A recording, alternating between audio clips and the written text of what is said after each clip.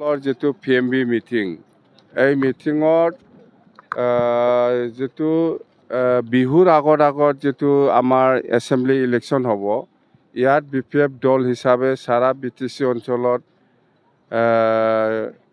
কি আঁচনি লৈ পেলাই বা কেনেকৈ আমি কি সকলো জাতি জনগোষ্ঠীৰ সমস্যাবিলাক কেনেকৈ সমাধান কৰিব পাৰিম বা কি সমস্যা আছে সেইটো কেনেকৈ আমি হাইলাইট কৰিম এইবিলাক গোটেই কথাটো লৈহে আমি আলোচনা কৰিছোঁ। মেনিফেষ্টত বিভিন্ন সমস্যা আছে, ৰাস্তাৰ সমস্যা কেনেকৈ আমি সমাধান কৰিম এইবিলাক কেনেকৈ আমি আমাৰ মেনিফেষ্টত ইনক্লুড কৰিম বা বিভিন্ন জাতি জনগোষ্ঠীৰ জাতীয় সমস্যাবিলাক সেই ইস্যু লৈ আমি কেনেকৈ আগবাঢ়ি যাম এইবিলাক কথা আমি কেনেকৈ মানে মেনিফেষ্টত অন্তৰ্ভুক্ত কৰি পেলাই ভৱিষ্যত চৰকাৰ হোৱাৰ পিছত আমি এইবিলাক ইস্যুবিলাক সমাধান কৰিব পাৰিব না নাই, কেনেকৈ আমি চৰকাৰৰ পালে কাম কৰি যাওঁ এইবিলাক গোটেই কথা খুব চিৰিয়াছলি আলোচনা হৈছে, বিশেষ কৰি মেনিফেষ্টো।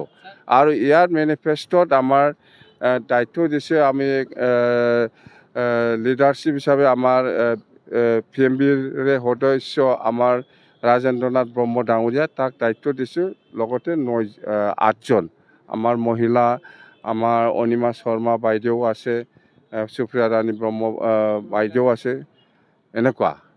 আৰু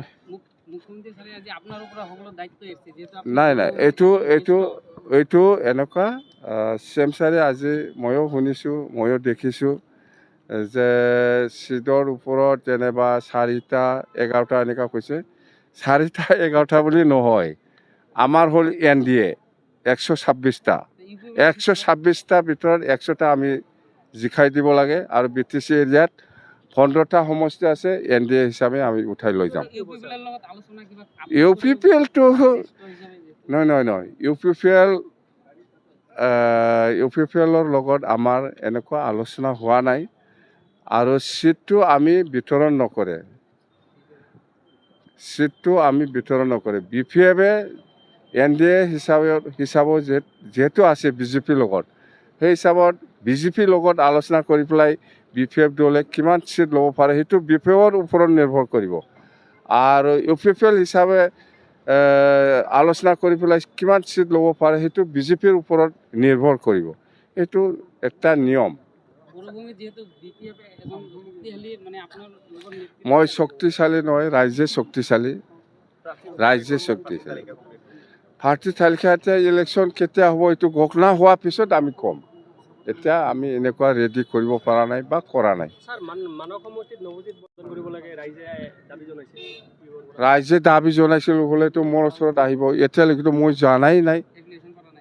এপ্লিকেশ্যনটো আমাৰ যেতিয়া নেকি সেই 11 তাৰিখত CWC মিটিং হ'ব সেইদিনা আমি ঘোষণা কৰিম যে কোনে খেলিব বিচাৰিছে চবেই এপ্লিকেশ্যন দিব পাৰিব।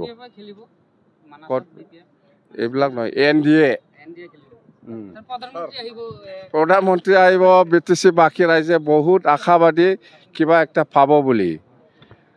BTC অঞ্চলত ভাৰতৰ প্ৰাইম মিনিষ্টাৰ নৰেন্দ্ৰ মোদী ডাঙৰীয়া আহি আছে, BTC বাকী ৰাইজে সকলো জাতি জনগোষ্ঠীয়ে বিৰাট আশাবাদী কিবা একটা পাব বুলি কৈছে।